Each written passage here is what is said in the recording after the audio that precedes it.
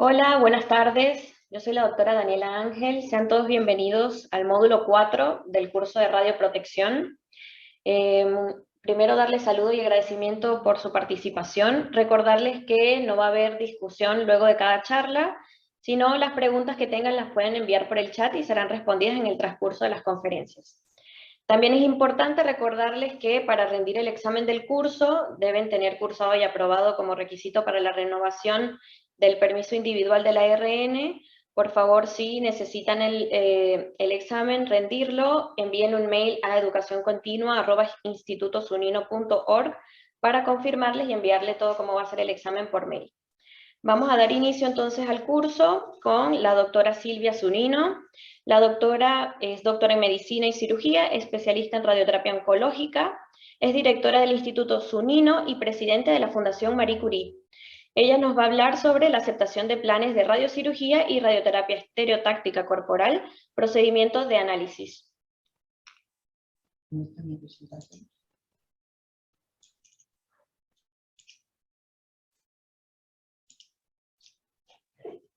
Bueno, buenas tardes a todos y gracias por escucharme. Pusimos este tema que se llama, o se titula, aceptación de planes, y lo enfocamos para radiocirugía del sistema nervioso central, que siempre estamos hablando de SRS o SBRT, que es cuando es la estereotaxia corporal en primarios o metastásicos. ¿Por qué estamos abarcando este tema de aceptación de planes? Porque cuando se interviene en un plan de tratamiento que es multidisciplinario, intervienen los médicos que dibujan, los físicos que hacen el plan y el paciente que lo recibe. Entonces, tenemos que saber si ese plan cumple con todo el propósito inicial del tratamiento. Entonces, nosotros lo que vamos a contar es cómo lo analizamos nosotros. Cada centro tiene su técnica, por supuesto. Previo a analizar un plan en el planificador, porque los médicos somos los que firmamos la aceptación, acuérdense siempre que el responsable es el radiooncólogo de la evolución del paciente. Entonces, los siguientes pasos son los que nosotros tenemos que hacer en forma rutinaria. Primero, antes de ir al planificador, leer la historia clínica del paciente. Tenemos que saber qué paciente estamos tratando o vamos a tratar. Los datos muy importantes para tomar la decisión es primero conocer si el tumor es benigno o maligno. ¿Por qué? Porque si es benigno, nosotros tenemos que respetar estrictamente las dosis de tolerancia y constraint. Y si es maligno, por ahí tenemos que ser bastante más flexibles. La edad del paciente, performance estatus del paciente, cuál es el diagnóstico y la extensión de la enfermedad, dónde está el tumor, dónde está ubicado, cuál es la expectativa de vida que tiene el paciente y si el tratamiento tiene una intención paliativa o curativa. Si yo voy a irradiar con intención paliativa, no voy a poner a riesgo los órganos sanos. No, porque le voy a poner un problema más al paciente. En el sistema nervioso central, como dije, llamamos SRS y en el cuerpo SBRT.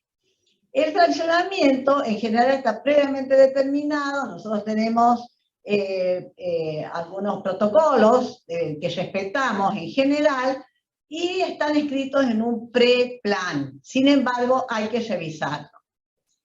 El criterio clínico para elegir el fraccionamiento, tanto para radiocirugía del sistema nervioso central o estereotaxia corporal, se basa fundamentalmente en el tamaño tumoral y en la cercanía al órgano sano, al órgano a riesgo. Ya lo vamos a definir. Y hay dos factores importantes: la constraint o dosis de tolerancia y el tamaño tumoral. Esos son los que definen el fraccionamiento. Si va a ser una, 3 o 5 fracciones. Respetar o flexibilizar la constraint depende de la histología, entre otros factores: benigno, maligno, curativo, paliativo, etc. La histología del tumor, porque no es lo mismo irradiar una metástasis que viene del riñón, que es bastante más resistente que una que viene de mama. Considerar que la dosis del tumor puede ser inhomogénea, porque podemos bajar la dosis para respetar el órgano sano, y no estamos tratando mal al paciente. Por definición, en radiocirugía SRS la dosis es heterogénea. Voy a poner ejemplos de decisión de fraccionamiento por los dos factores determinantes, tamaño tumoral y la cercanía del órgano a riesgo. Y como ejemplo traje un neurinoma del acústico o schwannoma, como le quieran llamar. Voy a dar tres tamaños distintos. Uno pequeño, donde ustedes tienen el neurinoma, en este caso del lado izquierdo, y está bastante lejos del tronco cerebral para lo que significa hacer radiocirugía. Estamos lejos del tronco. Por lo tanto, podemos tratarlo en una fracción. Nosotros hasta hace muy pocos días, nuestro fraccionamiento en una fracción para un neurinoma era 13 Gray, o ahora hemos bajado, porque hay nuevas publicaciones, a 12 Gray marginal. Como nosotros hacemos radiocirugía basada en acelerador no vale dedicado a radiocirugía, pero le damos un PTB de 1 milímetro. Bueno, acá tiene una constraint para el tronco que se respeta perfectamente con un óptimo y un mandatorio. Pero si este tumor es más grande, y entonces tenemos un tumor de 30 milímetros, por ejemplo, en este caso un neurinoma del lado derecho, ustedes ven que estamos mucho más cerca del tronco. Incluso si se ve con paciencia hay un leve desplazamiento toque del tronco. Entonces, si hacemos una sola fracción, no vamos a poder respetar ese óptimo y ese máximo de constraint. Entonces, con 3 fracciones se flexibiliza la constraint y podemos respetar nuestro óptimo y nuestro mandatorio, que ya se los voy a mostrar porque están en tabla, esto no es invento de nadie, y podemos tener guías muy certeras sobre esto. Nosotros tratamos, en este caso, 3 fracciones de 6 Gray. Y si aún es más grande el tumor, y ustedes acá tienen un franco desplazamiento del tronco cerebral, entonces la constraint ya para 3 fracciones no nos va a permitir, no vamos a poder, tenemos que flexibilizar, y si tenemos que flexibilizar, lo que tenemos que hacer es hacer más fracciones, con lo cual la constraint o la dosis de tolerancia es más flexible. Y entonces tenemos mucho menos probabilidades de dañar el tronco cerebral. ¿Cómo se define un órgano a riesgo? Esto es bastante viejo y todos ustedes lo saben. En el ICRO 91 tenemos que está definido órgano a riesgo, órganos sanos que reciben una dosis que podría resultar en significativa morbilidad e influenciar el plan de tratamiento. Y yo voy a agregar 2 palabras acá: influenciar la calidad de vida, que eso es muy importante. Está sugerido que cualquier tejido normal no target, o sea, no blanco, debería ser considerado un OMA.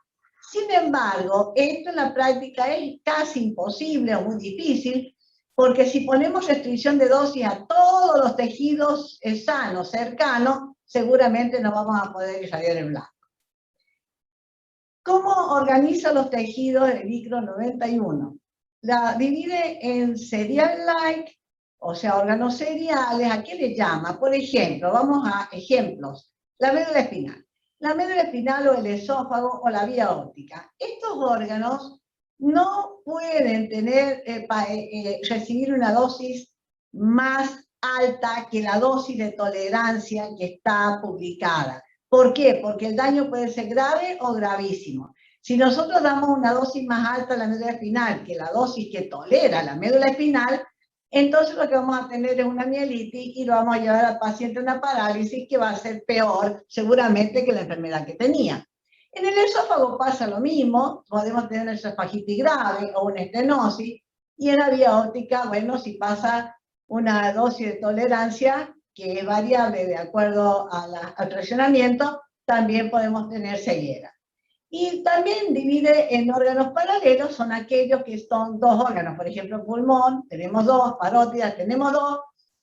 Bueno, lo que pasa es que acá es distinto, porque si nosotros damos una dosis de tolerancia mayor a un pulmón, el otro compensa. Sin embargo, yo diría que teniendo alta tecnología tenemos que tratar de respetar la dosis que tolera un porcentaje de pulmón y es mejor sumar los pulmones, en muchos casos. Con la parótida sucede lo mismo, pero claro, si tenemos que sacrificar una parótida, la otra puede funcionar. ¿Qué es lo que no ocurre acá?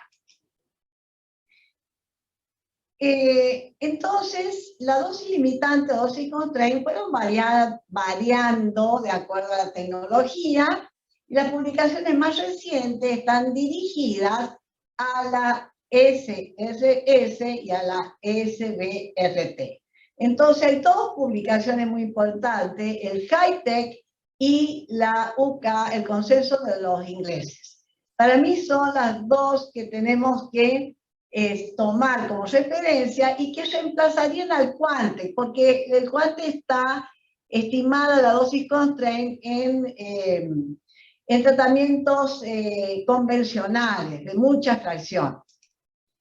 Yo no voy a ponerme a leer cada tabla porque no vamos a terminar en mis 20 minutos y la moderadora me va a cortar, pero en el HITECH, por ejemplo, les doy un ejemplo, acá tienen, esto es probabilidad de complicaciones del tejido normal, que esto vendría a ser la constraint, y acá les doy, por ejemplo, en el cerebro, si ustedes tienen en una fracción un B12 Gray, bueno, tiene que ser en general menor a 5 centímetros cúbicos de cerebro. Pero en 3 fracciones ya me admiten más centímetros cúbicos de cerebro que en 5 fracciones más. Por lo tanto, es muy importante la relación entre la constraint y el número de fracciones. No voy a nombrar cada tabla, sino que me pareció interesante dejársela, a alguno le puede ser útil. Acá tienen el pulmón para SBRT, la dosis constraint, y para cada órgano. En el caso que habíamos mostrado como ejemplo del schwannoma vestibular, ustedes tienen acá, esto es la probabilidad de control tumoral, y ustedes tienen algo interesante para ver, que ya sea en una fracción, en 3 fracciones, en 5 fracciones, la probabilidad de control tumoral, si ustedes están haciendo dosis que son equivalentes, va a ser la misma a 5 años, a 10 años, a lo que fuera que uno lo esté midiendo. Entonces, respetamos la constraint y le damos la posibilidad al paciente del control tumoral. Bueno, acá están todas esas tablas, y este es el consenso de los ingleses, que está las tablas son un poco más simples, y acá tienen órganos seriales y órganos paralelos. En el órgano serial han puesto como ejemplo el intestino delgado, es muy importante. Sí, por 5 cc debería recibir no más de 22, de 25 Gray, etcétera, etcétera, pero esto va de acuerdo también con el fraccionamiento. Y estas tablas tienen la ventaja de que en una misma tabla están viendo una fracción, 3 fracciones, 5 fracciones, 8 fracciones. Los europeos también lo consideran dentro de radiocirugía, pero los americanos no, hasta 5 fracciones. La vía óptica, la médula espinal, etcétera, no los voy a cansar con esto, pero es importante que en la misma tabla tienen la diferencia entre el fraccionamiento y la dosis de tolerancia. Esto lo pasamos rápido. Y vamos a, por ejemplo, en el caso del cáncer de próstata, ellos dan en la tabla el recto globalmente. El de 50%, el de 20%, y lo que es mandatorio para 5 fracciones en cuanto a la dosis que recibe este porcentaje de órganos. Nosotros dividimos el recto, cuando sabíamos cáncer de próstata, el recto anterior y posterior, porque el que recibe la mayor dosis, el recto anterior. Si el recto posterior, si la pared posterior, perdón, no hay 2 rectos, hay pared anterior, pared posterior. Si la pared anterior recibe una dosis un poco más alta y la pared posterior una dosis baja, seguramente vamos a tener menos complicaciones. Bien, cuando evaluamos o aceptamos un plan, o evaluamos y aceptamos un plan, ¿quién es que lo hace? El radiooncólogo.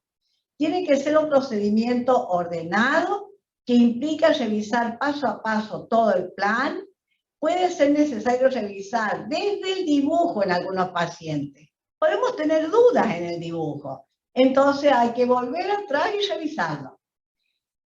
En nuestra práctica preferimos primero analizar la distribución de dosis corte a corte, en el GTB, en el CTB. Acuérdense que el PTB es una decisión entre el médico y el físico, no es del médico solo. Acá estoy hablando del médico solo, del radiooncólogo.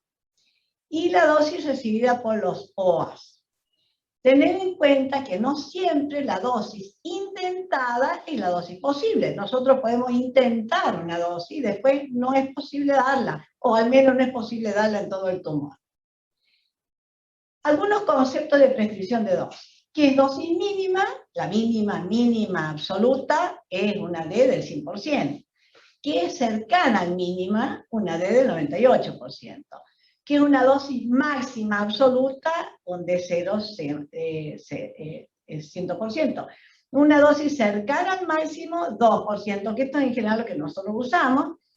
Esto es importante cuando uno piensa en la uretra. Esto sería un punto caliente que no debe estar en la parte central de la próstata. Para hablar de algún ejemplo. Generalmente lo que cubre el volumen blanco es la dosis del 95%, la isodosis del 95%. Hay que tener en cuenta los puntos calientes, que no deben existir donde está el órgano riesgo o donde no queremos provocar tantas complicaciones. Y la dosis intentada y la dosis obtenida depende muchísimo de la constraint. Bueno, ustedes ya conocen todos los reportes del ICRU, acá tienen 1993, 1999, 2010, 2017, que no sé, por acá me parece una... Esto no lo puedo sacar porque...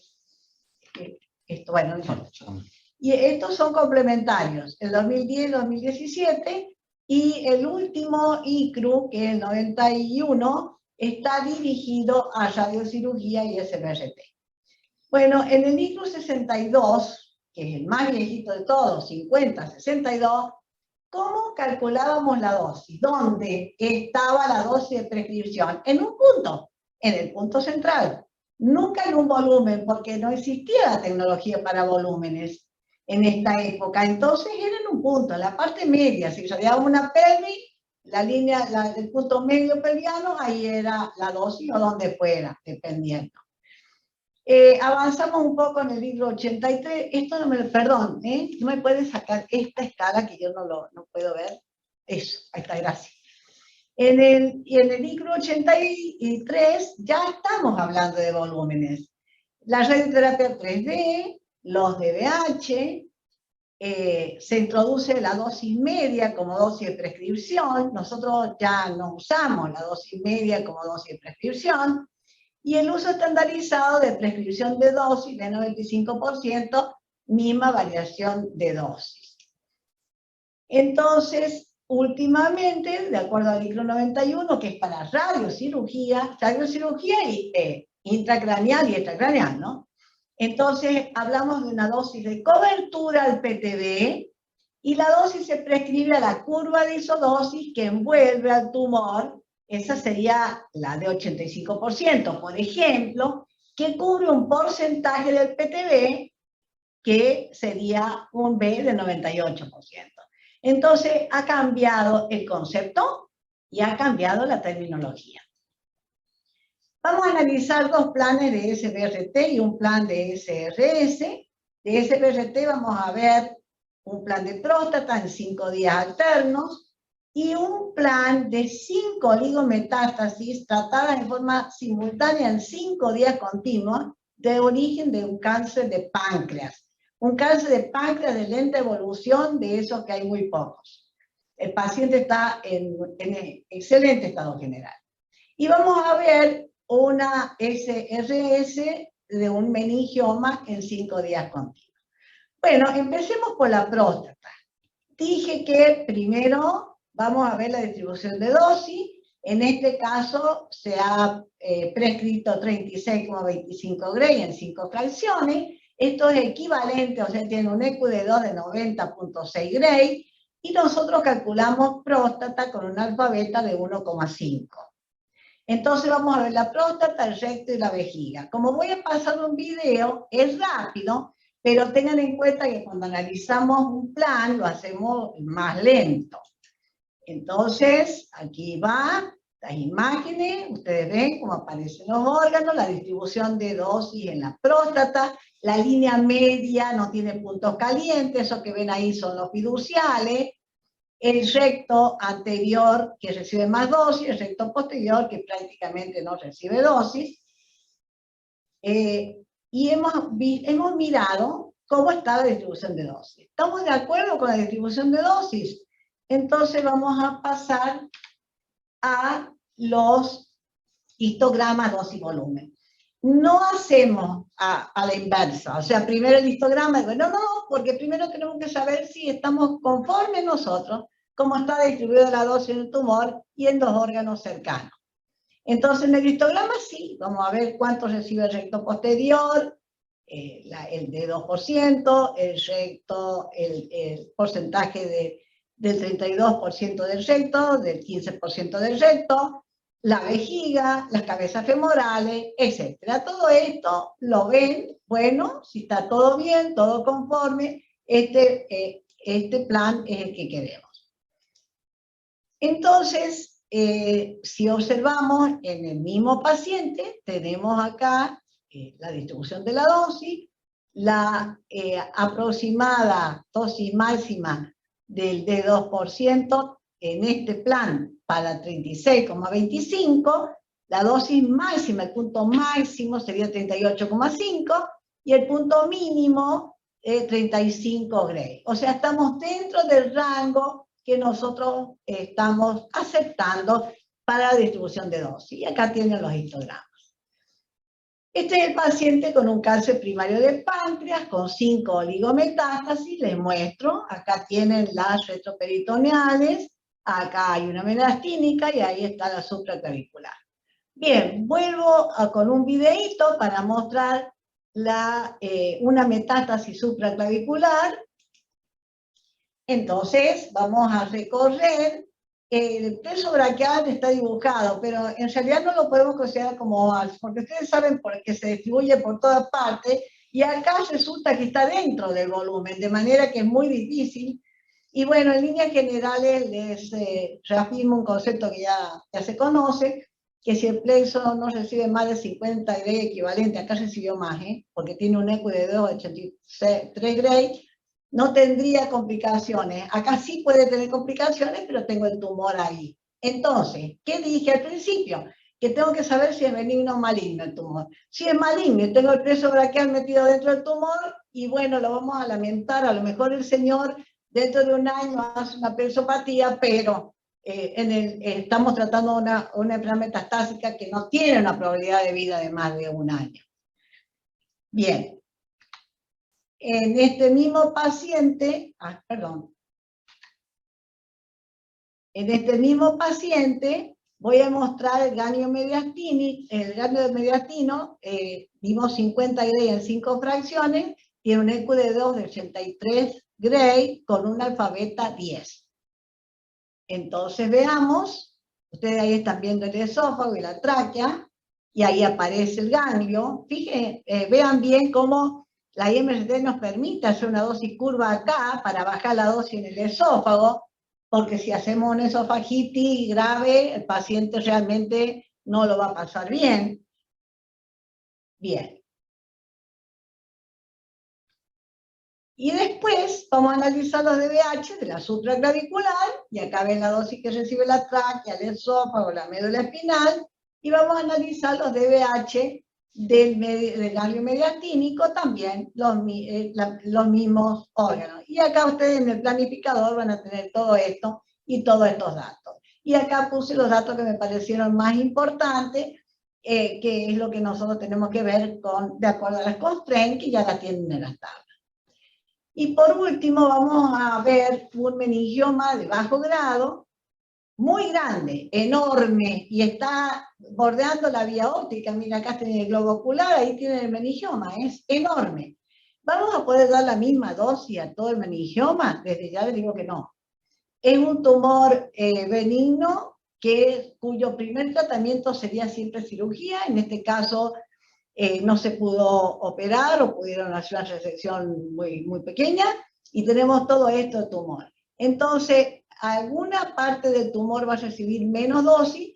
¿Por qué? Y bueno, porque tengo la vía óptica al lado. La vía óptica es un órgano serial y tenemos que respetarla, sea tumor benigno o sea tumor maligno, respetarla. Ahora, si es un tumor maligno, a lo mejor sacrificamos un poco la vía óptica porque a lo mejor el paciente tiene expectativa de vida muy corta, pero en un tumor benigno, en este caso, no hablemos de benigno en meningioma, pero de bajo grado sí, el paciente no tiene por qué tener una expectativa de vida corta. Por lo tanto, hay que respetar la vía óptica.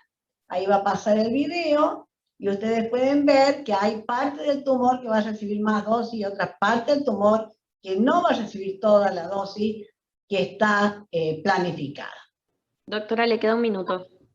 Sí, está perfecto.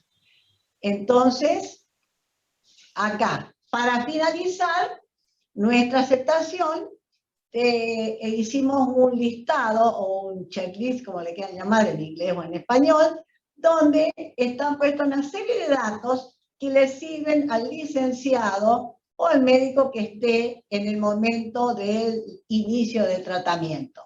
Si necesita médico en ingreso o no, el volumen de tratamiento, chequear todos estos ítems que nosotros ya hemos observado en la aceptación del plan. Nosotros tenemos un programa de prevención de riesgo en nuestra institución y hay iniciadores de riesgo y efectos potenciales de falla.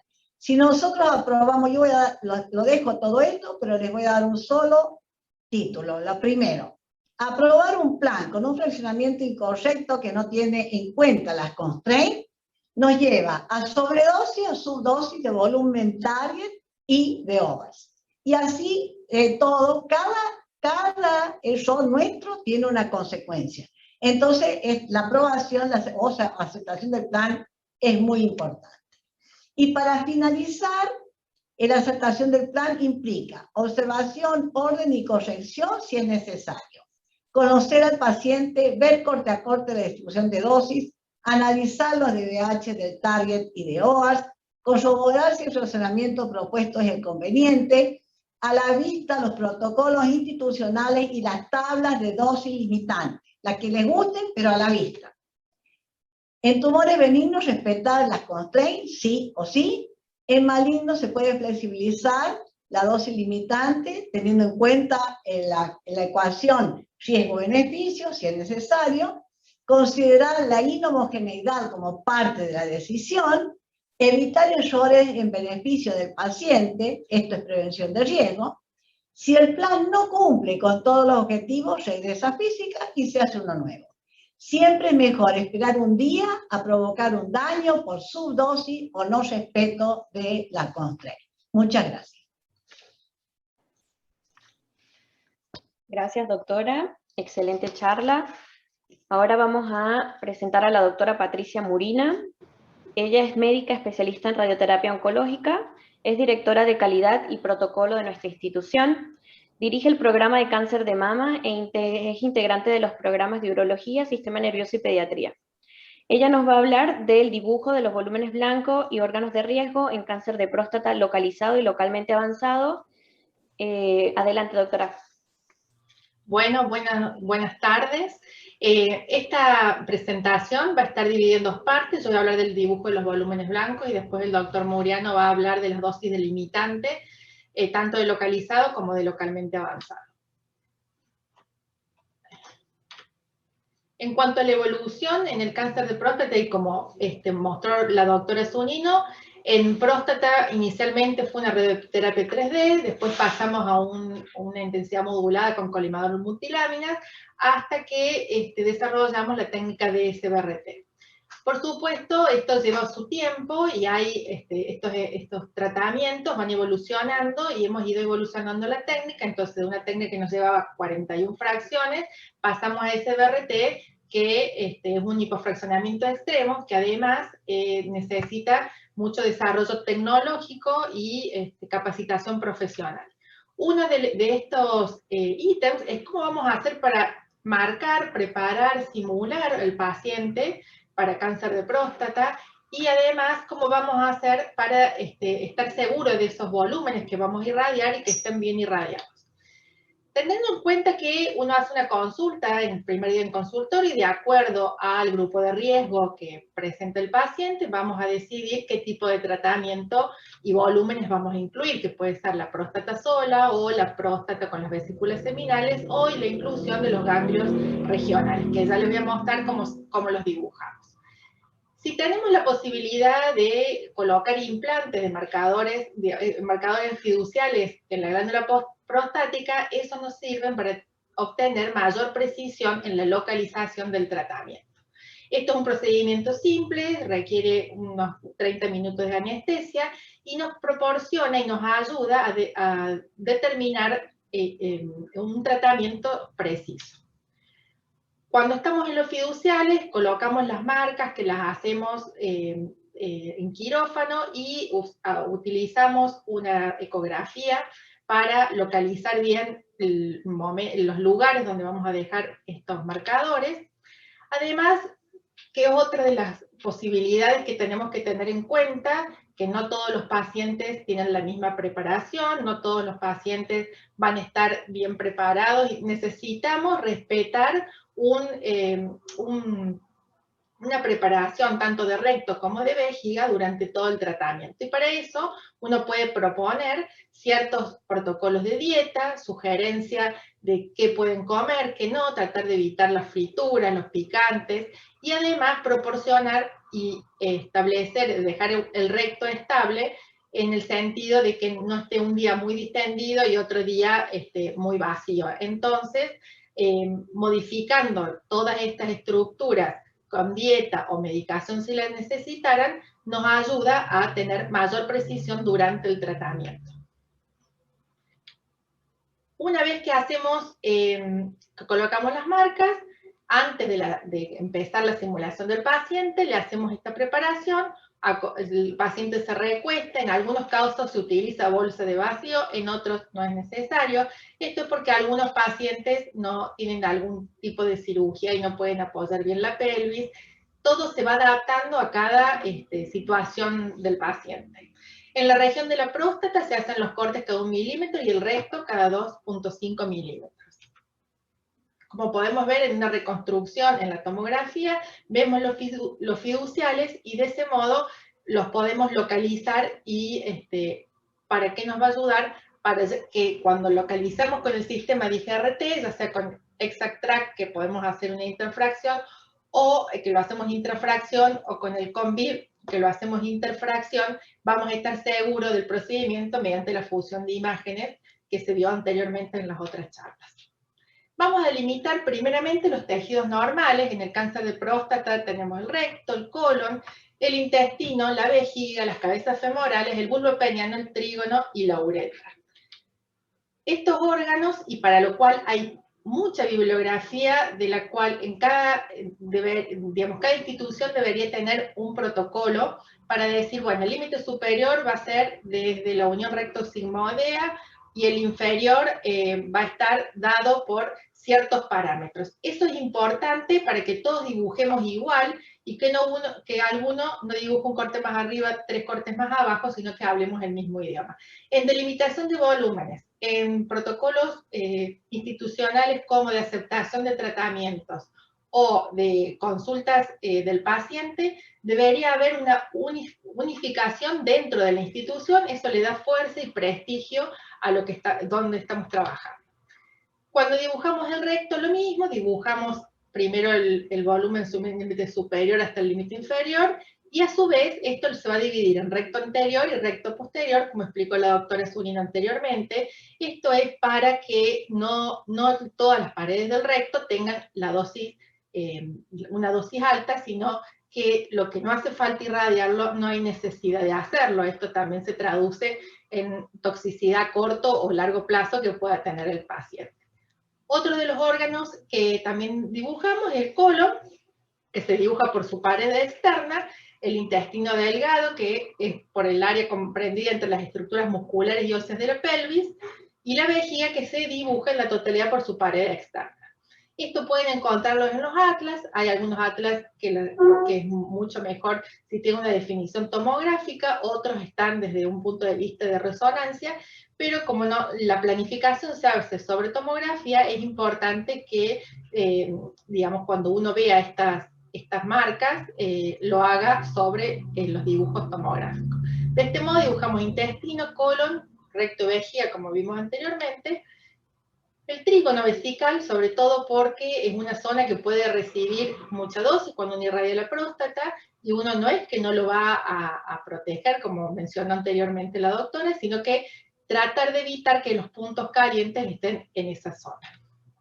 Como así también la uretra, que se extiende desde el piso de la vejiga hasta el ápex prostático, y por supuesto cuando uno irradia en la próstata, la uretra está en el medio, entonces evitar que los puntos calientes, si existieran, estuvieran dentro de ese sitio.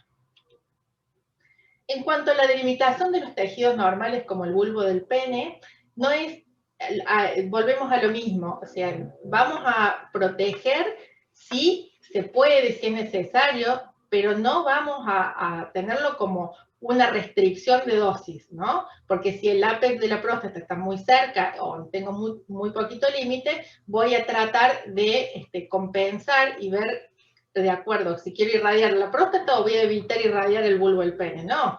Entonces, irradiamos sin tener una constraint, pero conociendo, es decir, sin evitar que sea irradiado o darle una restricción mayor, teniendo en cuenta que el beneficio es irradiar la próstata. Tanto así como las cabezas femorales, como pueden ver en estas imágenes. Y cuando hablamos de la delimitación de los volúmenes blancos de la próstata, tenemos que tener en cuenta no solo que gracias a los fiduciales podemos delimitar mejor, sino que además tener en cuenta el ápex, que está delimitado por el borde inferior del pubis, y el fiducial, que uno lo deja en esa localización, los límites laterales, como los músculos periprostáticos, el límite anterior, el borde posterior del pubis, o los vasos sanguíneos del plexo de Santorini, y el superior, el límite inferior de la vejiga. De este modo nos va a quedar dibujada la próstata en todos los cortes. Además, si es un paciente que necesita irradiación de vesículas seminales, lo mismo, el límite inferior está en continuidad con la próstata, y el límite superior, de acuerdo al grupo de riesgo que consideremos del paciente, puede ser 1 centímetro, 1,5 centímetros, o si las vesículas seminales están comprometidas, decidimos la irradiación completa de las vesículas. De este modo, cuando uno hace una verificación, puede observar una coronal o axial, puede observar estos distintos volúmenes en todos los cortes. En cuanto a la delimitación de los volúmenes blancos de las regiones ganglionares, hay que incluir las estructuras vasculares que están en el mismo trazo, sin interrupción entre las mismas. Es decir, no voy a hacer un dibujo anterior y uno posterior y no voy a unir. Ahora les voy a mostrar los dibujos, como así también cuando uno dibuja tanto sean los ganglios obturadores, que son el primer nivel de metástasis, o los ganglios de la pelvis. Como podemos ver en este dibujo, las regiones ganglionares de los obturadores tienen un trazo lineal y continuo. Cuando uno dibuja los ganglios pelvianos, ilíacos externos y externos, tiene que tener en cuenta que este trazo también debe ser continuo. No podemos dejar un espacio entre un volumen y el otro, sino que debemos unificar los volúmenes y que tengan continuidad en cada corte. Les voy a mostrar un video de los resúmenes de los dibujos, porque una vez que dibujamos todo, vamos a hacer un recorrido, tanto axial, como en este caso, donde podemos ver los dibujos de los ganglios, la próstata, las vesículas seminales, el recto, como también lo vamos a hacer de modo coronal.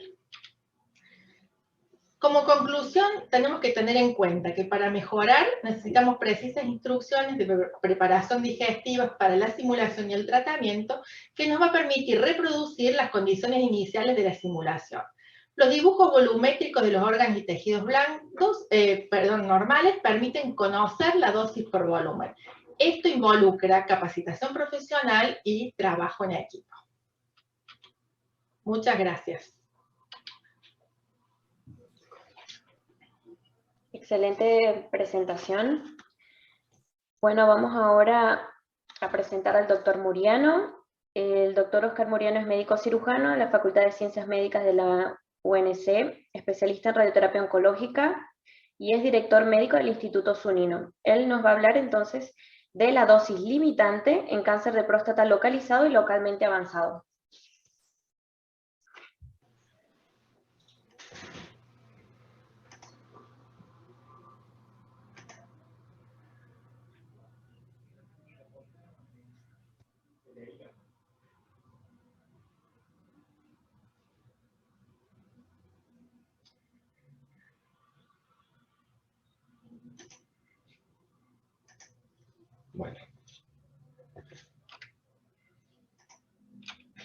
Bueno, ¿estás viendo ahí la presentación?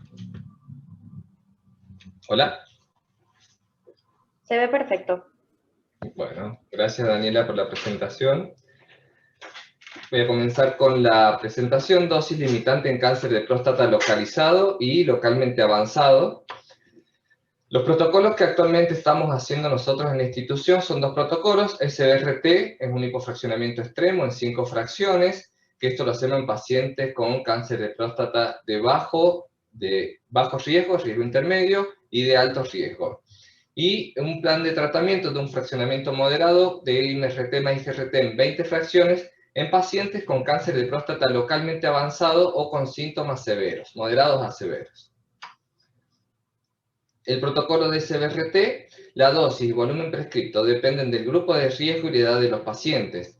Los volúmenes que prescribimos son próstata, próstata más 1 centímetro de vesículas, próstata más 1 centímetro de vesículas más ganglios obturadores, próstata más vesículas más irradiación de los ganglios ilíacos internos y externos. Esto en los pacientes de alto riesgo.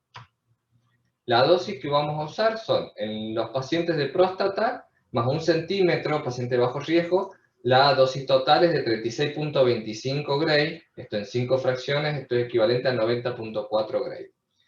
Próstata, otro volumen, más o menos 1 centímetro de vesículas seminales, la dosis total va a ser de 40 Gray, siempre en 5 fracciones, esto es equivalente a 108.6 Gray. Y las vesículas seminales, una dosis total en 5 fracciones de 27.5 Gray, esto es equivalente a 55 Gray. Y los ganglios, ya sean obturadores en los pacientes de riesgo intermedio o los ganglios ilíacos internos y externos en los pacientes de alto riesgo, la dosis total es de 25 Gray, que esto es equivalente a 46 Gray. Siempre esto, todos los volúmenes concomitantes, próstata más vesículas más ganglios, según corresponda, ¿no? Y en cuanto al fraccionamiento, al protocolo de IMRT más IGRT, los volúmenes son próstata o próstata más vesículas o próstata más vesículas más ganglios ilíacos, internos y externos. Las dosis de este protocolo son, en próstata, una dosis total de 60 Gray, esto en 20 fracciones, esto un EQ de 2 de 81 Gray. Las vesículas seminales, 49.2, equivalente a 56, y los ganglios ilíacos, internos y externos, una dosis total de 44 Gray. Esto es equivalente a 46. Y bueno, voy a mostrar ahora algunos casos clínicos con respecto a los pacientes, de cómo se nos van a ir presentando en las prácticas clínicas diarias. El primer caso clínico es un hombre de 64 años con un PSA inicial de 8.5 nanogramos por mililitro. Se realizó biopsia que informó un adenocarcinoma con un score de Gleason 6, 3 más 3, que comprometía un solo lóbulo. Todos los estudios de extensión negativos para secundarismo. Este paciente es de bajo riesgo, por lo cual se prescribió SBRT en próstata, una dosis total de 36.25 Gray en 5 fracciones, esto es equivalente a 90.6. Y aquí vemos, bueno, lo que estaba mostrando la doctora Murina recién, cómo se delimita la próstata, el PTB, y después en la imagen de la derecha el recto con su expansión, y cómo dividimos en recto anterior y posterior. El recto anterior permitimos que reciba una dosis mayor.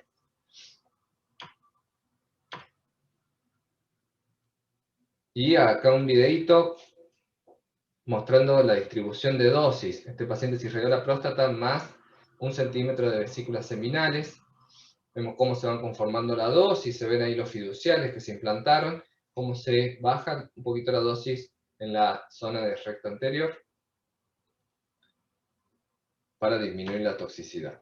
Y en cuanto a la aceptación del plan, bueno, esto es un paciente con un buen pronóstico, entonces tenemos que ser muy estrictos con nuestros constraints, respetar estrictamente los constraints de recto, recto anterior, recto posterior, uretra y trígono, ya que es un paciente que obviamente va a andar muy bien y no queremos tener toxicidad. El siguiente caso clínico, un hombre de 54 años con un PSA inicial de 16.7 nanogramos por mililitro. Se realizó biopsia de próstata que informó adenocarcinoma, Gleason 7, 4+3, comprometía ambos lóbulos. Los estudios de extensión fueron negativos para secundarismo. Esto es un paciente de riesgo intermedio, por lo cual se prescribió. En la próstata, una dosis total de 40 Gray en 5 fracciones con técnica de SBRT. Esto es equivalente a 109 Gray. Y a los ganglios obturadores, el primer nivel ganglionar, una dosis total de 25 Gray, equivalente a 46. Y la distribución de dosis del plan de este paciente.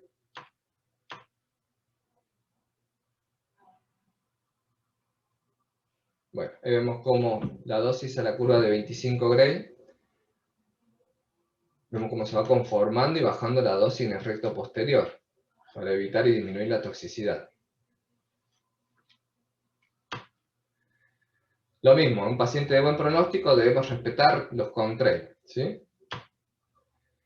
El tercer caso clínico, un hombre de 68 años con un PSA inicial de 19.37 nanogramos por mililitro.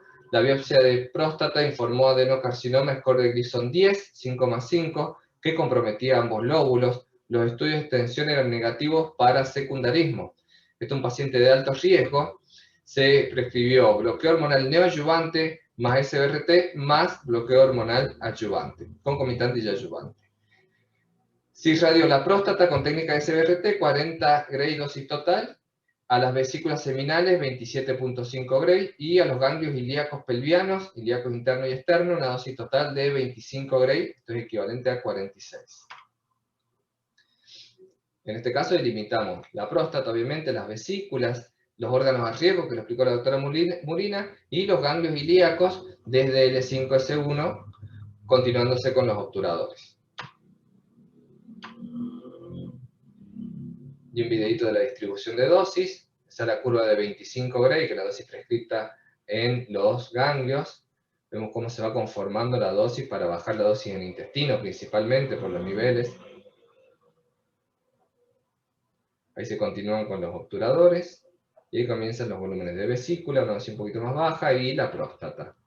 Y lo mismo, cómo vamos conformando la dosis para bajar la dosis en recto.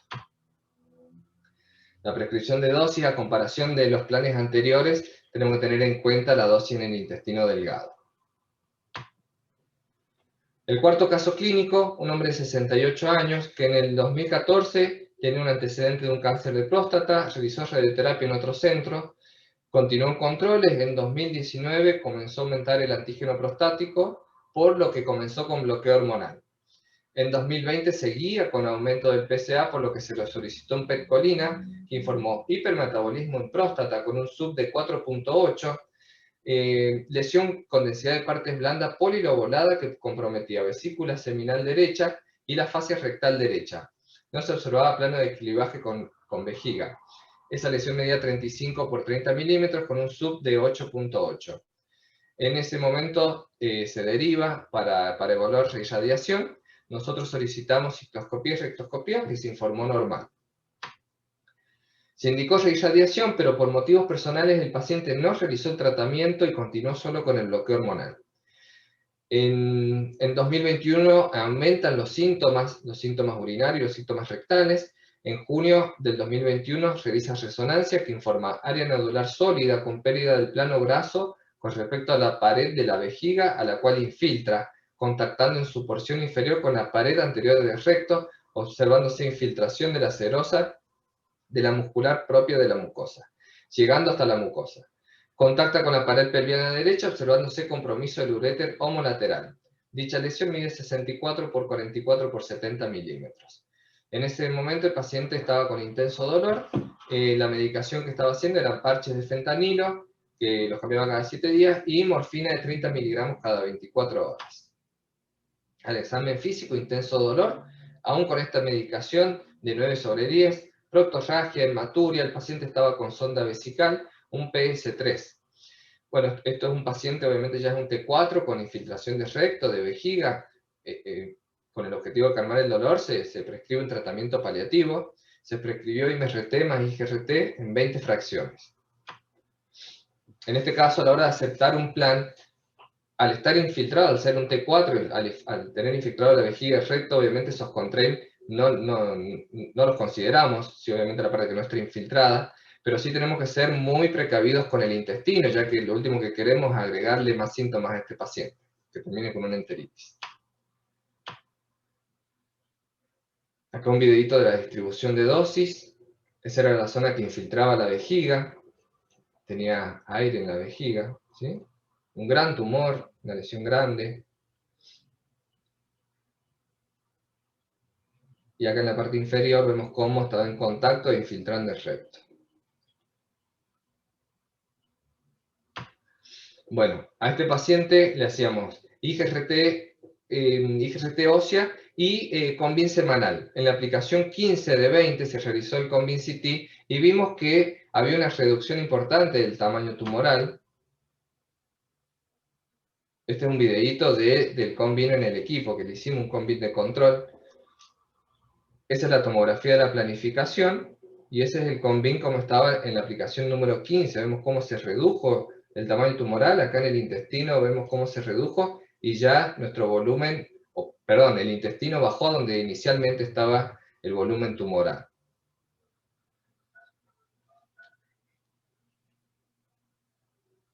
Tuvo una buena respuesta en la reducción tumoral.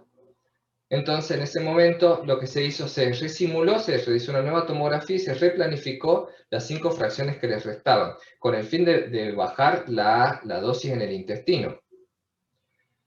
El 31 de agosto, hace poquitos días, finalizó el tratamiento. El paciente continuaba con hematuria, pero de mucho menos volumen. El dolor de intensidad 6/10, bajó la intensidad del dolor, continuaba con morfina, no usaba más los parches de fentanilo. Sí tenía pujo y tenesmo rectal, pero no tenía más proctorragia. Y les repito, esto es un tratamiento paliativo. Y el último caso, un hombre de 55 años que en mayo del 2018 tenía un PSA inicial de 44 nanogramos por mililitro. Se realiza una biopsia de próstata que informó un adenocarcinoma Gleason 8, 4+4. En ese momento realizó un PET colina que informó próstata hipermetabólica con un sub de 9.6, adenopatías hipermetabólicas en ambas cadenas ilíacas, la mayor de 23 milímetros con un sub de 6.7, y una lesión ósea en el sector posterior de la ramis cubiana izquierda con un sub de 6. En julio del 2018 comenzó con el bloqueo hormonal completo. En octubre del 2018 el PSA por el bloqueo bajó a 0.59, el paciente en muy buen estado general, asintomático, PS0, se prescribió en diciembre del 2018 SBRT en 5 fracciones en próstata, en las regiones ganglionares pelvianas, una dosis total de 25 Gray, en la metástasis ósea, una dosis total de 36, que esto es equivalente a 100, y en las adenopatías hipermetabólicas por PET, un SIP de 35 Gray, que esto es equivalente a 84. Ahí vemos del lado izquierdo la imagen del PET, la lesión hipermetabólica ósea, que lo delimitamos, y la lesión hipermetabólica ganglionar en la cadena ilíaca del lado izquierdo. ¿Sí? Si irradiamos toda la cadena ganglionar con un SIP con una dosis más alta en el ganglio hipermetabólico. Y bueno, unas imágenes representativas de la distribución de dosis. Este caso lo traigo porque no debemos confundir un paciente localmente avanzado, como el caso anterior, con que es un paciente que al diagnóstico se diagnostica y se detectan metástasis sincrónicas. Este paciente ya está demostrado que tratar el primario y las oligometástasis son pacientes que tienen buen pronóstico. El paciente continuó en controles con su urólogo desde otra provincia. En octubre del 2020, sin bloqueo hormonal, el PSA estaba en 0,06 nanogramos por mililitro. En noviembre del 2020, un PET colina que se realizó en su provincia, no se ven imágenes hipermetabólicas patológicas. A ese momento no presenta toxicidad genitourinaria ni gastrointestinal a 2 años posterior al tratamiento de SBRT. La conclusión, bueno, el cáncer de próstata es dosis dependiente, SBRT nos ayuda a aumentar la dosis biológica, con esto aumentamos la probabilidad del control local, y la alta tecnología, tanto para SBRT como para IMRT más IGRT, nos asegura mayor cobertura de dosis en los órganos blancos, menor dosis en los tejidos normal con mínima toxicidad, y obligatorio la IGRT para mayor precisión los fiduciales o el Convincit. El ExactTrack permite el control intra e interfracción y el Convincit interfracción. Gracias. Bueno, excelente exposición, doctor Muriano, muchas gracias. Muy prácticos los casos. Bueno, recordarles que al final de cada presentación no va a haber discusión, ni al final de todas las presentaciones, así que por favor las preguntas que vayan surgiendo nos las colocan en el chat y las vamos a ir respondiendo. En la siguiente presentación, entonces, está a cargo de la doctora Verónica Vera. Ella es médica especialista en radioterapia oncológica, es directora de docencia e investigación del Instituto Zunino, y nos va a hablar el día de hoy sobre el manejo de urgencias en tumores primarios y metástasis. Adelante, doctora.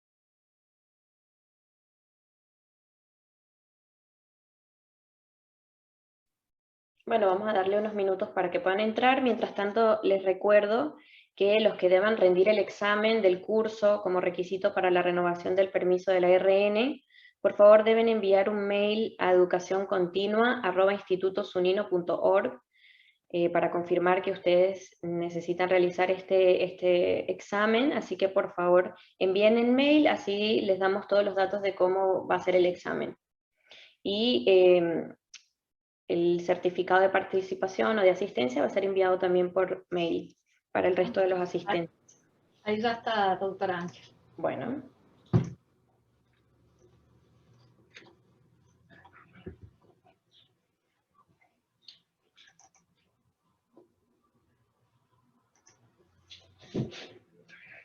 Sí.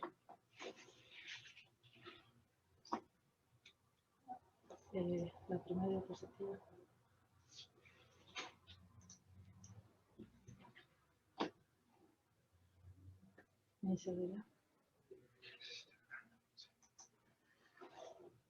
Bueno, buenas tardes. Yo voy a hablar de manejo de urgencias en tumores primarios y metástasis.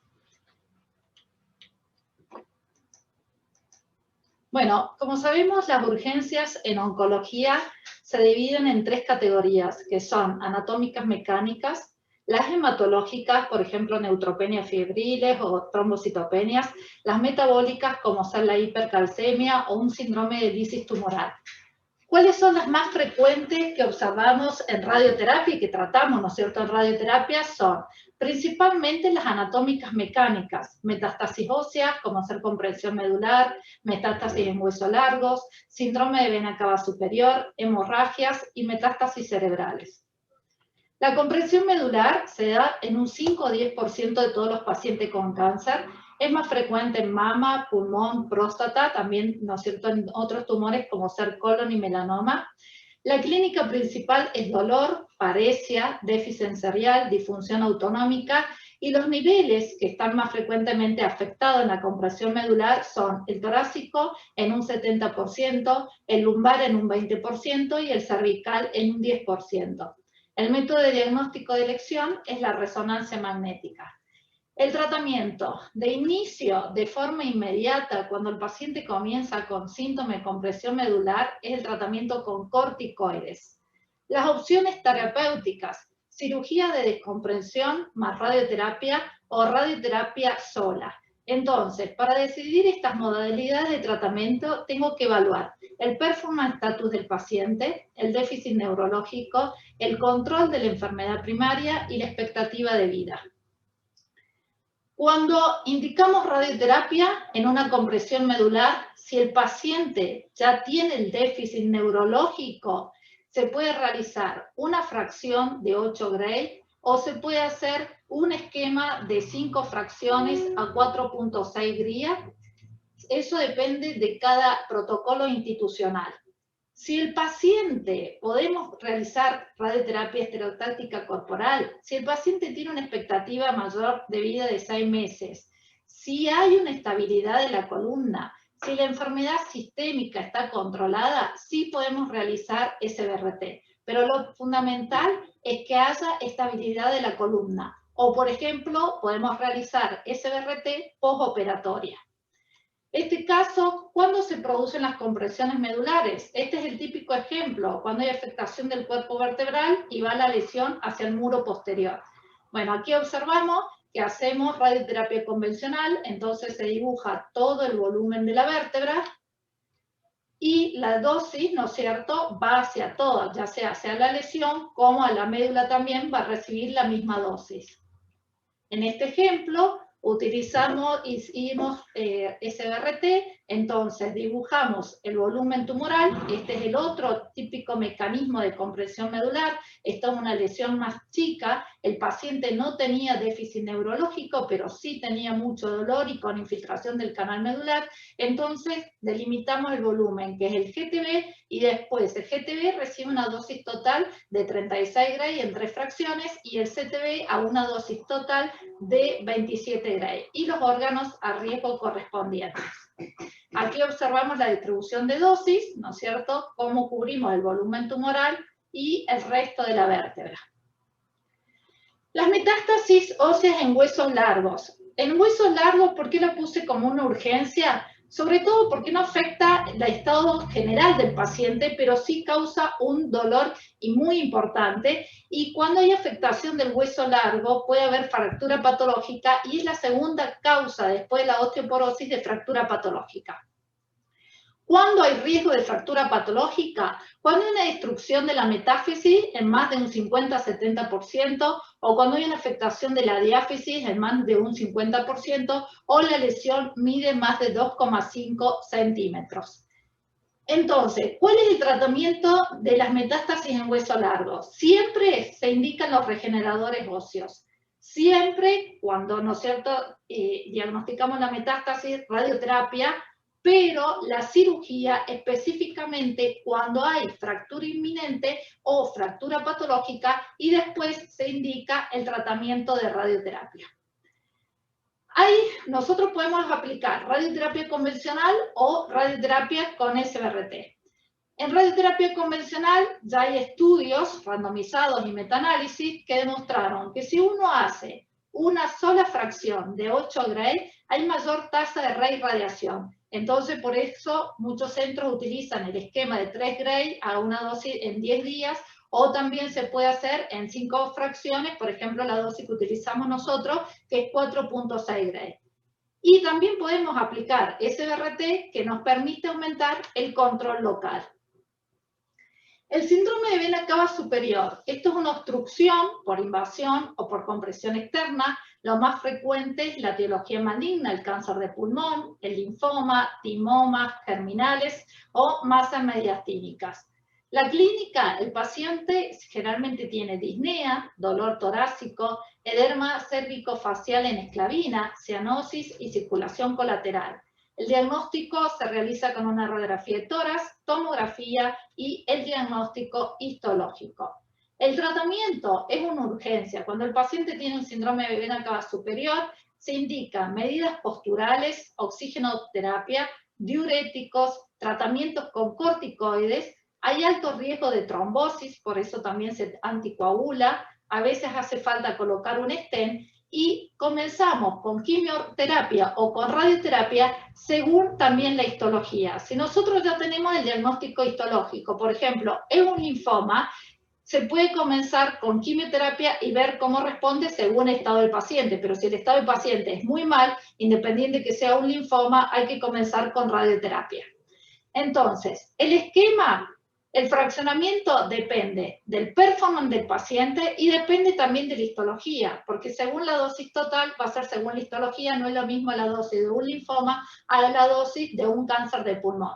Se puede utilizar, si el paciente tiene un mal performance, un esquema de 8 Gray semanal en 3 semanas a una dosis total de 24 Gray, o podemos comenzar con una fracción de 4 o 5 Gray y luego completar el esquema que usa cada protocolo institucional.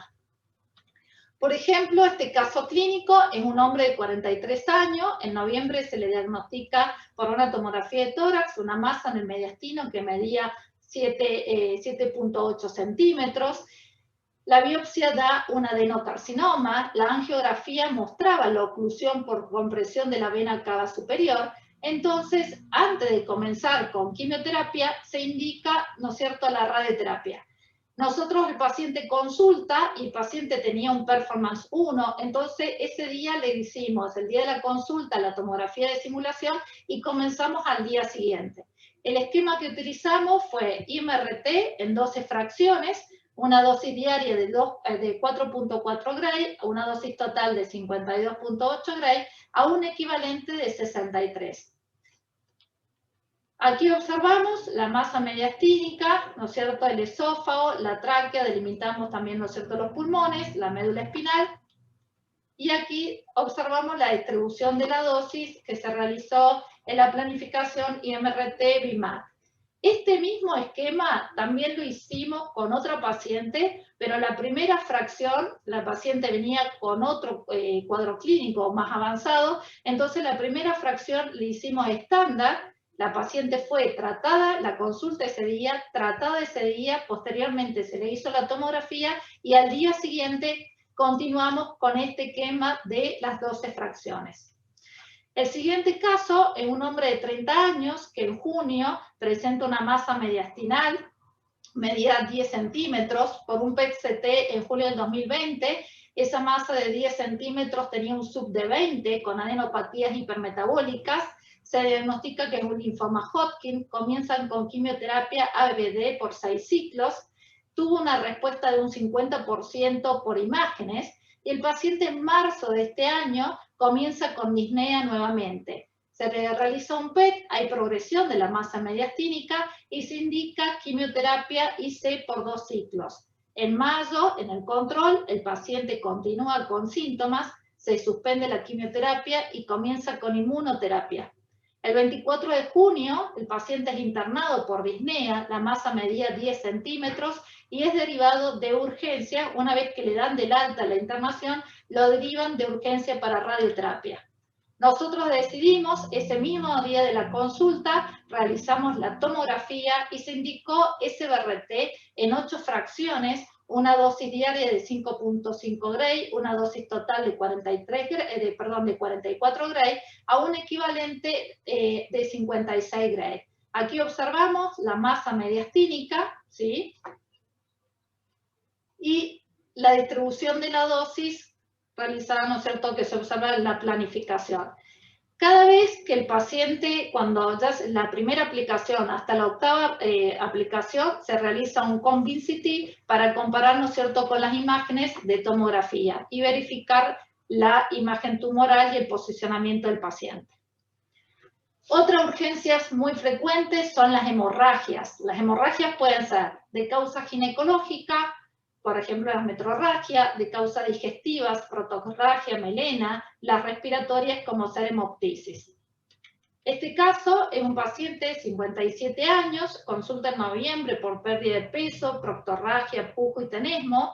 Se le realiza en diciembre del 2020 una tomografía en la cual se ve un tumor que mide 12 centímetros y múltiples ganglios en la masa mesorrectal. La biopsia es un adenocarcinoma y el paciente tenía un performance 2. El performance 2 del paciente, porque es un paciente joven de 57 años, estaba dado por el dolor que presentaba y su proctorragia que le causó un cuadro anémico. Entonces se decide comenzar con radioterapia en forma urgente y se hizo un esquema de 8 Gray semanal a una dosis total de 24 Gray. El paciente tuvo una respuesta del dolor y de la proctorragia en un 90% y posteriormente a ese esquema de radioterapia continuó con quimioterapia. Aquí observamos, ¿no es cierto?, la masa tumoral en un gran volumen y la planificación que se realizó con BIMAT. Por último, las metástasis cerebrales. Los tumores más frecuentes que dan metástasis son pulmón, mama, melanoma. La edad media de presentación es de 55 a 65 años, con una sobrevida media de menos de un año, y el 70% de los casos son múltiples. La clínica, el paciente puede tener cefalea, ataxia, alteraciones cognitivas, déficits neurológicos. El objetivo del tratamiento es controlar los síntomas neurológicos, disminuir la masa tumoral y siempre preservar la calidad de la función cognitiva. ¿Cuál es la sobrevida media? En pacientes sin tratamiento es 1 mes, en pacientes tratados solamente con corticoides 2 meses, con radioterapia sola 4 meses, con cirugía sola 6 meses y con cirugía más radioterapia 9 a 19 meses. Una vez que está diagnosticado que el paciente tiene metástasis cerebral, inmediatamente se tiene que comenzar con tratamiento con corticoides. No vamos a hablar de la cirugía, porque si son metástasis únicas o que pueden ser quirúrgicas, ¿no es cierto?, puede ser el paciente operado y después indicar la radioterapia. Vamos a hablar específicamente de cuándo indicamos una radioterapia del encéfalo total y una radiocirugía. Siempre es importante valorarla, el performance status del paciente, la expectativa de vida, el compromiso de meninges, el número de metástasis y tamaño de metástasis. La radioterapia encefálica total, la indicación, bueno, el fraccionamiento estándar de muchos lugares es de una dosis total de 30 Gray en 10 fracciones, la respuesta clínica es de 30 a 50%, pero ¿qué pasa? Toxicidades, el déficit neurológico, esto es nivel 1 de evidencia. Aparte produce otras como ser alopecia, epidermitis, astenia, puede causar leucoencefalopatías. Nuestro protocolo institucional es en 5 fracciones, una dosis diaria de 5.4 Gray a una dosis total de 27 Gray. Bueno, como sabemos, en el encéfalo total, la delimitación, los campos son laterales y opuestos, los límites es a flash, anterior, posterior y superior, y el límite inferior, la cervical número 1 o la cervical número 2, si se incluye meninges. ¿Sí? Esto observamos la distribución de dosis y, como le decía, a flash a nivel superior, posterior y el límite inferior. Radiocirugía para metástasis cerebrales, 10 o más, ya en 2 estudios randomizados del año 2004 y 2006, el objetivo era la sobrevida global y encéfalo total más radiocirugía mejoraba en la sobrevida global. Hoy principalmente el concepto está en calidad de vida y los resultados son que hacer radiocirugía en 5 a 10 metástasis sin encéfalo total no es inferior a pacientes que tienen 2 o 4 metástasis sin encéfalo total. ¿Cuáles son las toxicidades agudas por la radiocirugía? El paciente puede tener náuseas, vómitos, astenia, cefalea, y las toxicidades tardías, la radionecrosis, que se da en un 2 a 3%. Este es un paciente de 61 años con un adenocarcinoma de pulmón, 14 metástasis, y se trató cada una a 21 Gray. El cerebro sano en centímetros cúbicos, el volumen era 1141 y la dosis que recibió, 34 centímetros cúbicos, recibió 10 Gray y el resto menos de 6 Gray. Como conclusión, no debemos olvidar que las urgencias tienen que ser de tratamiento en forma inmediata, es decir, oportuna y de manejo multidisciplinario. Muchas gracias. Muchas gracias, doctora Vera. Ahora les voy a presentar al doctor Daniel Venencia. Es doctor en física, jefe del Departamento de Física Médica y director de la práctica clínica en física del Instituto Zunino, y es experto de la OIEA. Nos hablará sobre los aspectos físicos de la radiocirugía craneal, auditoría externa de técnicas radioquirúrgicas. Adelante, doctor. Bueno, muchas gracias, Daniela, muchas gracias a todos por estar presentes en este nuevo módulo. Bueno, vamos a hablar entonces un poco sobre los aspectos físicos de lo que es la radiocirugía craneal y nos vamos a enfocar en la auditoría externa de lo que son técnicas radioquirúrgicas a nivel general. Bueno, para empezar, nosotros sabemos que existen diversa cantidad de equipos que se pueden hacer radiocirugía. Nuestro país tiene una larga trayectoria, ya que fue el primer lugar en el mundo donde se utilizó un acelerador lineal para realizar radiocirugía y fuimos pioneros en el uso de Gamma Knife. Estos son los equipos actuales que uno puede hacer radiocirugía, la utilización de microcolimadores multihoja en equipos de tratamiento en aceleradores, si bien todavía se realiza, ha disminuido recientemente. Y bueno, nosotros nos vamos a concentrar sobre este tipo de equipamiento que son aceleradores lineales Novalis, TX o STX. Bueno, en realidad cuando hablamos de un programa de radiocirugía, nos tenemos que verlo como un programa global que incluye distintos aspectos. Tal como se expresa en el ICRU 91, cuando se habla de SRT, uno se refiere a radiocirugía craneal o SBRT extracraneal. Básicamente lo que vamos a necesitar en todos los casos son equipos con una estabilidad mecánica muy buena, alta precisión, exactitud del isocentro, pero el equipo es una de las piezas claves. Sin embargo, el personal altamente calificado es esencial en este programa. Vamos a necesitar acceso a datos dosimétricos de otros usuarios con equipos y energías similares que nos permitan verificar nuestros datos, establecer controles de calidad paciente específicos particulares y equipamiento dosimétrico adecuado. En el mismo ICRU 91 se establece la importancia de utilizar energías iguales o menores a 10 MeV, justamente para poder reducir el rango práctico de los electrones puestos en movimiento, y se hace especial hincapié en este ICRU sobre la necesidad de realizar auditorías externas. Básicamente, la complejidad de todo este programa requiere realizar algún tipo de auditoría externa de todo el proceso de radiocirugía. ¿Cuáles son las diferencias básicamente que tenemos? Principalmente nos encontramos con tratamientos que van a tener un alto gradiente de dosis. Vamos a entregar una alta dosis de radiación en pocas fracciones con una intención de realizar un tratamiento ablativo.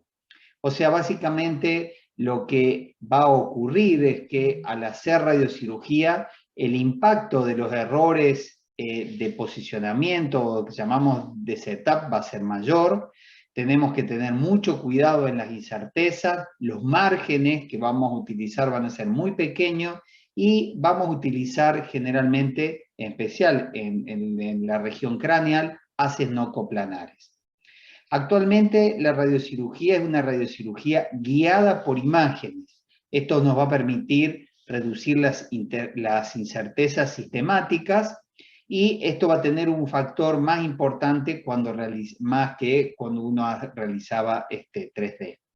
Ahora, si vamos a usar imágenes para hacer radiocirugía, las tolerancias que vamos a requerir de nuestros sistemas de imágenes que vamos a utilizar tienen que tener una tolerancia específica, y tal como se expresa en el TG 142, hay una diferenciación entre las tolerancias de lo que son tratamientos no radioquirúrgicos a lo que son de radiocirugía.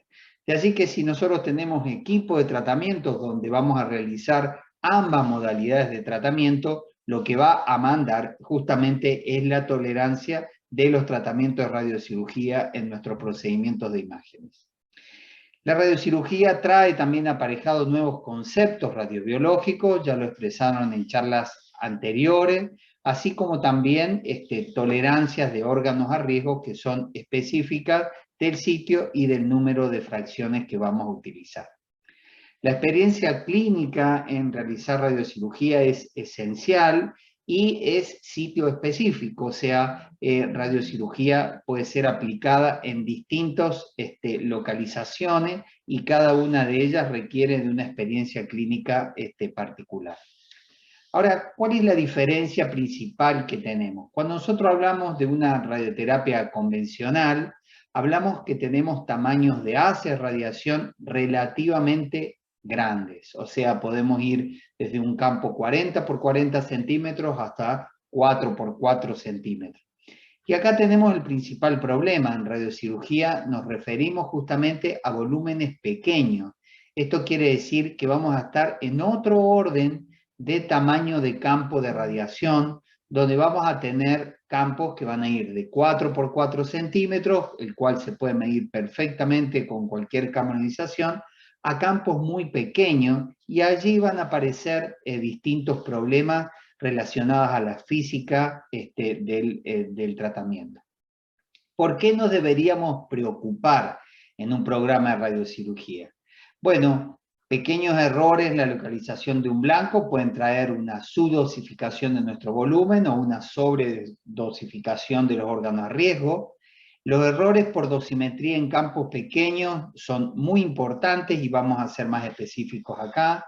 Tenemos tolerancias ajustadas, tenemos un alto impacto debido a los errores de calibración, a la utilización de accesorios, incidencias que no son convencionales y sobre todas las cosas está bien especificado que son errores que no están limitados a una tecnología específica, sino que los comparten todos los equipos que están diseñados para radiocirugía. En este trabajo de acá se ven cuáles son los principales razones por las cuales hay incidentes y justamente el comisionamiento y la planificación son las principales componentes a tener en cuenta dentro de un tratamiento de radiocirugía. ¿Por qué campos pequeños? ¿Cuál es la diferencia? Bueno, cuando nosotros tenemos un haz de radiación grande, vamos a tener que en un punto va a haber una región de equilibrio electrónico. O sea, los electrones secundarios que se van a poner en marcha son comparables al tamaño del haz. Sin embargo, cuando tenemos un campo pequeño, vamos a ver que el rango de los electrones puede ser mayor justamente al tamaño del haz de radiación. También ocurre un proceso de endurecimiento del haz. Mientras más pequeño es el haz, podemos ver en este gráfico de aquí, la energía media de mi espectro va a ir aumentando. Entonces, este endurecimiento va a producir una reducción de la dispersión cuando tengamos tamaño de campos pequeños. Ocurre también un efecto de una oclusión parcial de la fuente de radiación. A medida que vamos reduciendo el tamaño de campo, va a llegar un punto en que mi detector no va a ver toda la fuente, o sea, de dónde proviene los rayos X por la radiación de frenado, sino que vamos a tener un efecto de apantallamiento o lo que se denomina oclusión parcial. Luego, el tamaño del detector empieza a ser comparable al haz de radiación, con lo cual hay ciertos aspectos físicos a considerar en el tamaño del detector a utilizar, y la definición de tamaño de campo, como la distancia entre el 50% de la dosis. Cuando mi campo empieza a ser más chico, ya no empieza a respetarse ese concepto, y eso tiene una implicancia importante en la dosimetría. Lo que básicamente cabe decir es que cuando uno realiza dosimetría en haces que van a ser utilizados para radiocirugía, no puedo utilizar un único detector, sino que necesito utilizar una batería de equipamientos que me permitan caracterizar adecuadamente mi haz. El doctor Cosette en charlas anteriores mostró cuáles eran varios accidentes relacionados a lo que es la radiocirugía, errores de calibración de la unidad, de tratamiento produjeron muertes y complicaciones en una gran cantidad de pacientes, aún con todos los recursos disponibles. Los accesorios que se utilizan también pueden tener errores en la localización, así como también el seteo inadecuado de los colimadores primarios, en particular con la utilización de conos semicirculares. De allí que uno puede también elegir en forma inadecuada el cono de tratamiento si no tiene un sistema de verificación del cono. La orientación del paciente también es un problema habitual reportado, y hay errores en la planificación, especialmente justamente porque, como decíamos al principio, las restricciones dosis-volumen son dependientes del número de fracciones, y obviamente no es lo mismo si tenemos un tratamiento de radiocirugía de una única fracción a 5 fracciones, en este caso particular, comparando la dosis de tolerancia en la médula espinal. Y como decíamos, los errores no se limitan a una tecnología, tal como se puede ver en la bibliografía. Existen errores en todos los tipos de máquina, con lo cual no es una máquina más segura que la otra, sino que estos errores pueden aplicarse a distintas tecnologías disponibles. La dosimetría de campos pequeños es un desafío especial, no es la misma dosimetría que uno va a realizar para un tratamiento convencional. Por todo lo expresado anteriormente, tenemos que tener en cuenta distintos factores, y estos van a tener un impacto desde el fantoma utilizar, los cables, la alineación, la orientación del detector, la dirección del barrido y la forma de adquisición y manejo de los datos dosimétricos. Actualmente los sistemas de planificación requieren un sinnúmero de datos dosimétricos, esto en particular los datos requeridos para el comisionamiento de Monte Carlo, con el sistema de planificación de Brainlab, en lo cual uno requiere hacer medidas no solamente en agua, sino que medidas en aire para campos muy pequeños. Esto entonces, nuevamente, no se puede realizar con un único detector, sino que uno necesita utilizar distintos tipos de detectores. Algunos ejemplos que podemos ver acá en haces que van a ser para radiocirugía, que van a ser los mismos haces que vamos a utilizar para irradiación de volúmenes grandes. Acá podemos ver de 5 por 5 milímetros hasta 30 centímetros. Entonces vamos a ver que si tenemos que medir, por ejemplo, la curva de porcentaje de dosis en profundidad, dependiendo cuál sea el tamaño del campo, va a ser el detector que vamos a utilizar, pero sí también la modalidad del scan que se va a realizar. Y aquí hay múltiples recomendaciones relacionadas al alineamiento, si uno utiliza una cámara, un diodo, justamente que deben ser tenidas en cuenta por el Departamento de Física de la institución. Este problema de los porcentajes de dosis en profundidad se aumentan aún más cuando vamos a campos ultra pequeños, como por ejemplo son conos semicirculares, circulares para tratamiento de radiocirugía funcional, en el cual tenemos conos de 4 milímetros de diámetro, donde pequeñas variaciones justamente del posicionamiento o en la lectura pueden dar errores justamente en la determinación de la dosis en profundidad. Si nos referimos a los perfiles transversales, acá volvemos a tener los mismos problemas. Cuando vamos al borde de mi perfil de dosis, empezamos a tener un efecto de pérdida de equilibrio electrónico lateral. Pero además tenemos que nuestro detector, en un perfil con una gran variación de dosis, va a realizar un promedio de la lectura, con lo cual al realizar un promedio, la lectura no va a ser exactamente este valor, sino que va a ser un valor que va a ser menor. Ese promedio justamente puede generar un problema en la normalización sobre el eje central, que va a sobreestimar el ancho del perfil y la dosis en la región de la penumbra.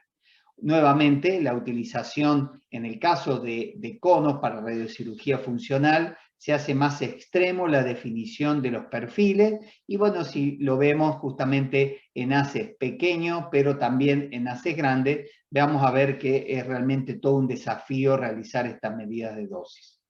Siempre que pensamos en campos pequeños, todos los protocolos se refieren exclusivamente a lo que son los factores de campo, pero como pudimos ver antes, los porcentajes de dosis en profundidad, los perfiles, tienen distintas consideraciones que deben tener en cuenta. ¿Por qué los factores de campo? Básicamente porque el cociente de la dosis entre un campo de referencia y un campo de medición no es igual al cociente de las lecturas. Aún utilizando un concepto de campo intermedio, lo que se conoce como daisy chain, es insuficiente y uno requiere la utilización de factores de corrección que fueron objeto justamente del reciente protocolo 483 del OIEA, donde se especifican factores de corrección que dependen del detector que uno va a utilizar y dependen también del cuadrado de campo equivalente, que como dado que tenemos un efecto de oclusión de la fuente, la distancia entre el 50% no es igual al campo seteado por los colimadores. Entonces este es uno de los factores físicos importantes a tener en cuenta, que requiere la utilización, acá pueden ver, de múltiples detectores, como así también análisis matemáticos para verificar el adecuado comportamiento de los datos. En relación a los conos, nuevamente, también necesitamos utilizar distintos detectores, pero es importante la comparación de los resultados obtenidos con una banda de valores obtenidos por otros usuarios. Una vez que tenemos todo el sistema listo, es necesario verificar nuestro sistema de tratamiento. El TG119 especifica 5 test específicos, uno de ellos con 2 grados de complejidad, en el cual vamos a realizar nuestra planificación, nuestro control de calidad, y que se pueden comparar con valores de 10 instituciones de Estados Unidos que realizaron estos test. Entonces uno puede ver si los valores obtenidos con todo su proceso es adecuado. Sin embargo, los test individuales no reemplazan lo que el ICRU 91 especifica, la necesidad de una auditoría externa, que en estos últimos días con la pandemia se ha hecho más difícil, pero uno necesita realizar algún procedimiento con alguien externo que realice justamente una auditoría. Este es un ejemplo de una auditoría de cabeza y cuello, en el cual hay valores de prescripción y luego, en este caso, el IROC va a proveer los valores medidos y los valores calculados. Acá podemos ver una auditoría para radiocirugía craneal con un blanco único, en este ejemplo para un blanco de pulmón, en el cual las heterogeneidades de dosis juegan un rol esencial para ver que el sistema de planificación lo considere adecuadamente. Acá podemos ver la auditoría para tumores de SBRT en vértebra, en los cuales tenemos distintas heterogeneidades como el cuerpo vertebral, los pulmones, y tenemos un alto gradiente de dosis. Y en este caso de acá podemos ver para una auditoría de un SBRT en próstata. Pero existen modalidades de tratamiento, tal como mostró la doctora Vera anteriormente, que son muy complejas, como es el tratamiento de múltiples metástasis, en los cuales uno requiere auditorías específicas. Son uno de los tratamientos más complejos en radiocirugía craneal, y para eso lo que vamos a requerir es de métodos, necesitamos métodos 3D de verificación. Este es el caso de una paciente en el cual tiene múltiples metástasis cerebrales, se realizó un modelo anatómico con una impresora 3D, el cual es rellenado con un gel sensible a la radiación, se realiza una planificación sobre el fantoma, que es una copia fiel de la tomografía del paciente, se realiza la irradiación, y luego que se realiza la irradiación del fantoma se adquiere una resonancia magnética, el cual nos va a dar una información tridimensional del comportamiento que tiene el gel, que es sensible a la radiación, que cambia sus propiedades magnéticas. A partir de eso podemos ver justamente las imágenes de resonancia y la coincidencia con los volúmenes de irradiación y justamente la comparación entre las distribuciones de dosis medidas y calculadas por el sistema de planificación.